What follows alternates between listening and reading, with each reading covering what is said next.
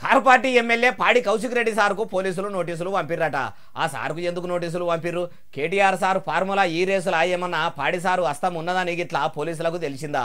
ఆ కేసు గురించి నోటీసులు ఇచ్చిరా? వేరే ఏమన్నా కేసు విచారణకు రమ్మని చెప్పిండ్రా? అరుచుకుందాం పారి. మొన్న ఒక కీసులాట గురించి మాట్లాడదామని పాడి కౌశిక్ రెడ్డి సారు పరిగట్టుకొని బంజారా హిల్స్కు పోయిండు, యాదుకున్నదా?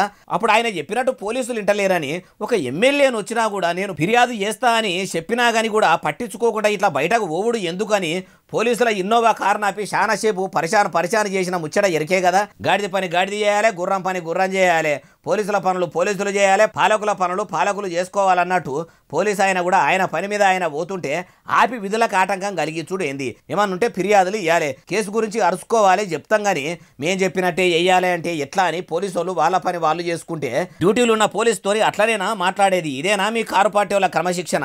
ఎందుకట్లా చేయవలసి వచ్చిందో ఈ నెల 27 తారీఖు నాడు పోలీస్ స్టేషన్కి వచ్చి వివరణ ఇవ్వాలని నోటీసులు ఇచ్చిర్రట. మరి పాడిగారు పోయి బంజారా హిల్స్లో చూపెట్టిన ఆయన పర్ఫార్మెన్స్ గురించి ఏం చెప్తాడో చూడాలంటుర్రు ఈ ముచ్చటిన్నోళ్ళు.